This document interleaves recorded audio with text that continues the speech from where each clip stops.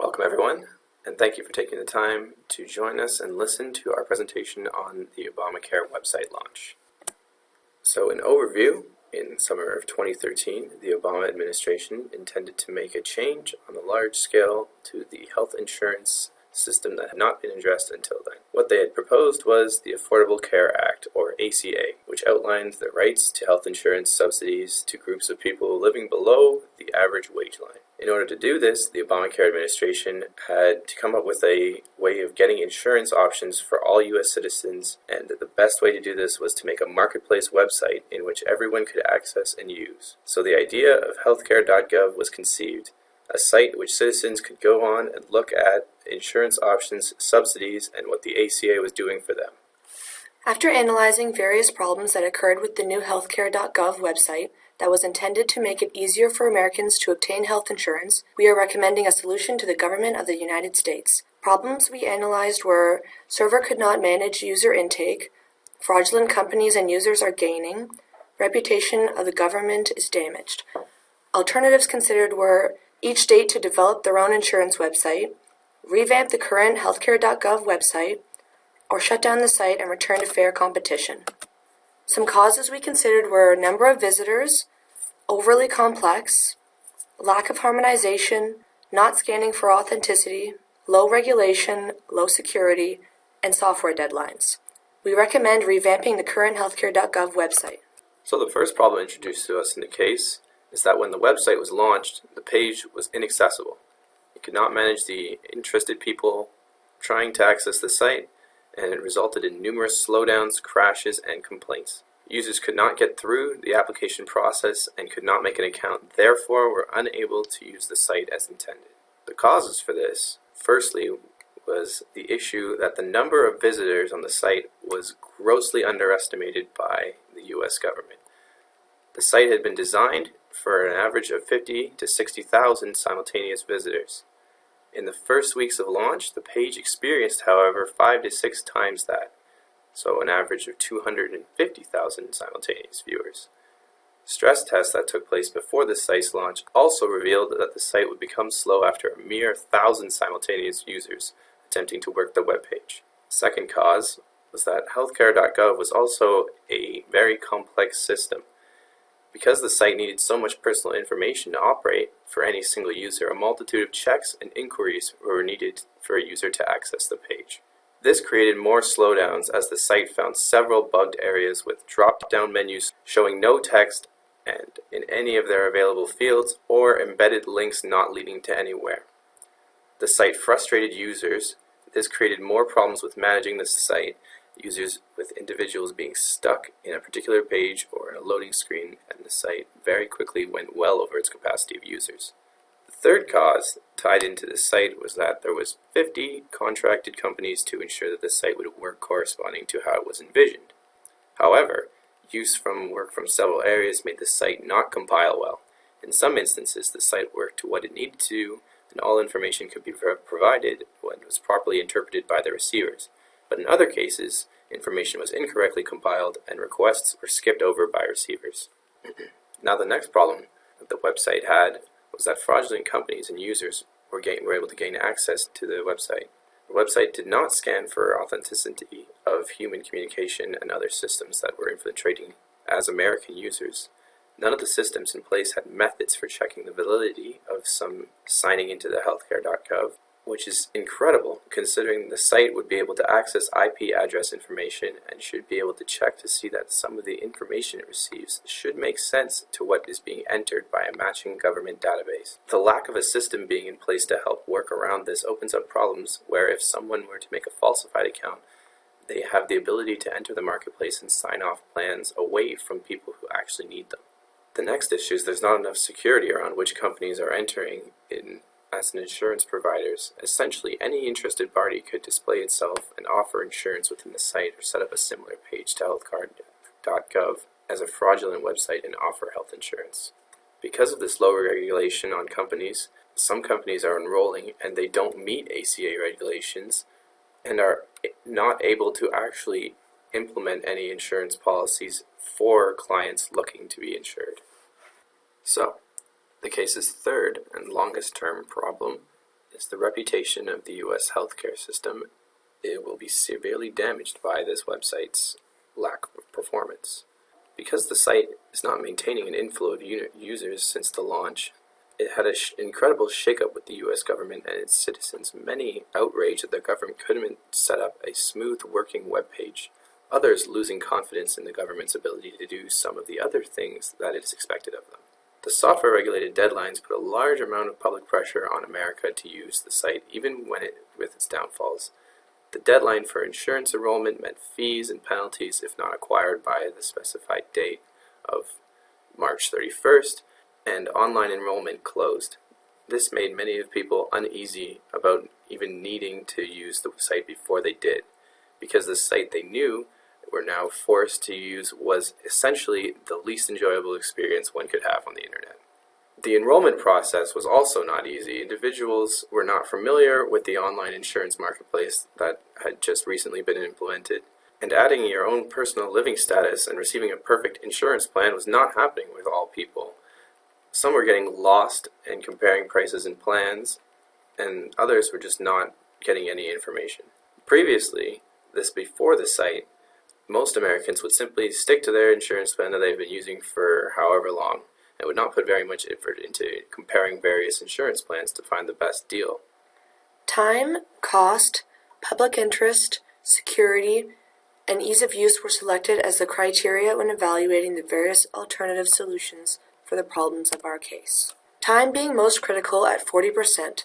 This is because implementing the solution to the issues at hand was by far the biggest constraint for the government. They only have until February to ensure that everyone could somehow access an insurance plan. The consequences of not having a timely solution would mean a tremendous lack of trust between citizens and government, immense problems with people having to pay fines because they weren't able to get insured, and people going uninsured until the next enrollment period.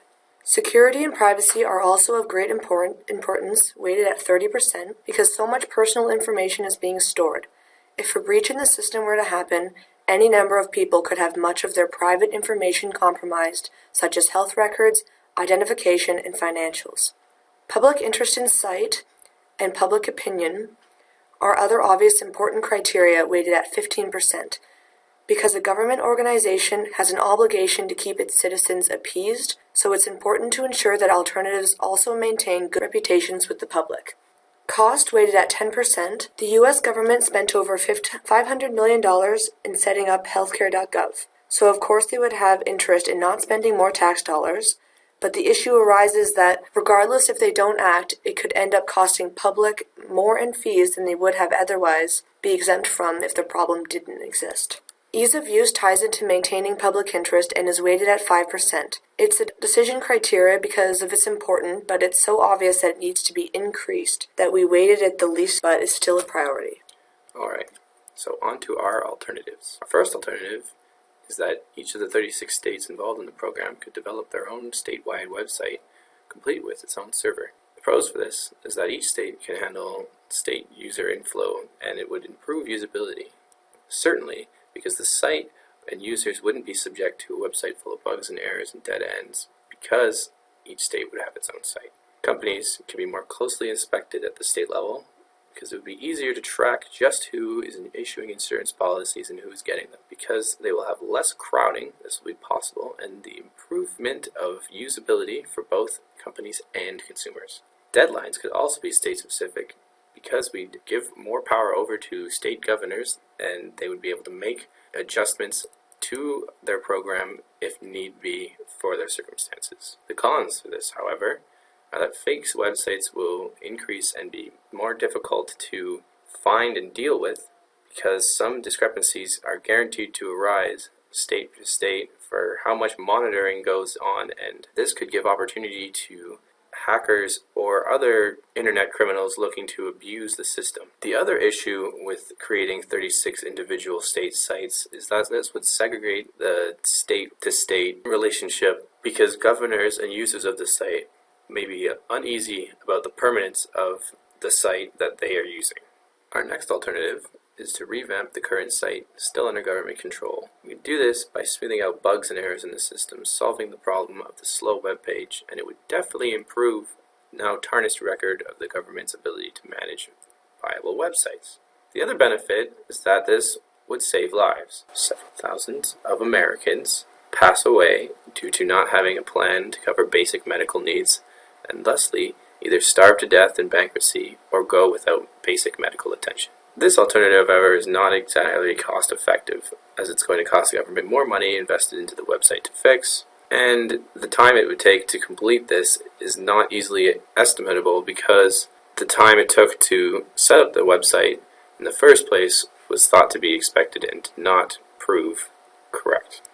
Alright, our third and final alternative would be to shut down the healthcare.gov site and return back to the original ways of fair competition in the insurance market. Doing this would give customers more freedom and buying power to influence their decisions. For instance, a family may continue to use the same insurance provider for multiple generations should they see fit. Alternatively, other third-party businesses in the market, like insurance brokers and websites for comparing rates, would also begin to thrive. However, since there would not be a government body dictating that the insurance was needed to be purchased and when, citizens would continue to go uninsured, meaning the number of deaths from lack of basic care would go unchanged. Insurance rates would still be standardly high, since the industry will remain privatized, meaning that competition will be the only thing driving down the price of insuring someone. Also, there would be a lack of subsidies because the government would have less influence in the insurance market. Our solution is to revamp the current healthcare.gov website. This will assist in gaining back the reputation of the government and trust of the citizens, will handle the inflow of users, make enrollment easier, properly scan users and companies for authenticity, and provide more security around information. Solution justification with respect to problems. For problem 1, the revamp of the new site would address this problem by expanding the intake of the server to the proper amount needed, while also dispersing some individuals to waiting rooms where they can gather further insurance information while also learning or lessening the server's needed intake. The site's complexity and harmonization would both be improved during our proposed maintenance periods. The continuity of the site and ease of use are important to our solution and will be eliminated by the end of our implementation plan because our plan states an ongoing basis of improvement and testing. For problem 2, the website was not doing an accurate job of scanning for authenticity. This problem will be eliminated during the revamping of the site. Authenticity and individuals enrolling will be of higher concern because the last thing we want is undeserving people logging on and gaining insurance benefits while taking them away from individuals or families that qualify for the same benefit and are in need. Security is in part caused by low regulation of companies enrolling. This will be revamped a great deal. There have been causes in some states of fraudulent companies enrolling with no intent to deliver sound insurance policies and have been taking advantage of the subsidies the government offers. Government regulators will be closely inspecting the companies enrolling their services and especially to see if they are following ACA standards. The process of applying to deliver insurance will be changed significantly with our solution plan. For problem 3, our solution will assist in maintaining the inflow of users, as we mentioned before, with waiting rooms and increasing in server intake. Software-regulated deadlines have made a negative impact on the perspective of the site.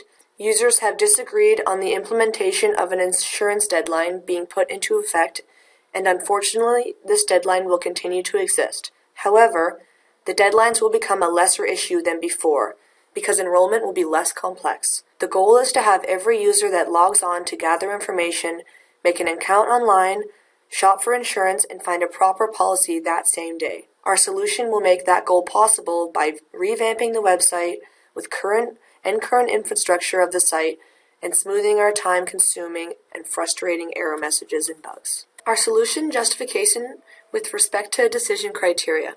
Alternative 1, which, to remind you, is each state's develop their own statewide server and website. This would take a fair bit of time to create and implement. More policies would come into effect on the site design. Each state would take different amounts of time to prepare this, and it's uncertain if it would be implemented by next enrollment period. This alternative, however, would improve security and privacy. Hackers would only be able to gain information on each different server they take over, so disbursement would be an asset to privacy and security. It is uncertain that Alternative 1 would increase the public interest in the site long term, but short-term interest would occur if each state created their own personal site. There would be a cost to implementing 36 sites, but each site would be funded by the state, and subsidies to this plan would probably be received by the government. Ease of enrollment would hopefully improve, but it is also uncertain in Alternative 1. Alternative 2 is our solution, revamping the original healthcare site. Time would not be of concern. The implementation plan outlines the time in weeks to implement the plan, and scheduled testing and maintenance periods would make it easy to implement and timely in respect to the last day of enrollment. Alternative 2 definitely be completed in fair time before the enrollment period ends, so time is not an issue. Security and privacy would be improved or of equal quality. This is a government-run website to enroll for insurance, so the information being communicated is sensitive and will be under strict laws and supervision. Public interest was significant when the site was first introduced. This interest should either increase or be of equal interest with the new site features and improvements that will occur. Cost of revamping the site will be low compared to Alternative 1. Simple testing and maintenance would be costly for smoothing out bugs and errors, but the cost is a trade-off worth considering to improve the site of such importance. Ease of use and enrollment is set to improve the greatest of all alternatives with Alternative 2. Now to Alternative 3, which is shut down the site and return back to our original ways of fair competition. Time would be the fastest out of all the alternatives because it takes no time to shut down a site. Security and privacy is lacking because the user information will be amongst the promise of each company financing insurance. They would have the servers that hold the information, and it will vary greatly in privacy measures, but it's certain that the user privacy would decrease compared to if it was run by a government entity. Public interest in site would be non-existent because the site would cease to exist and the interest in the company's specific website would increase. Costs would be very small because it's just fulfilling a simple act of shutting down the healthcare.gov website. Ease of enrollment would vary amongst the different companies because they will be generating their own enrollment sites.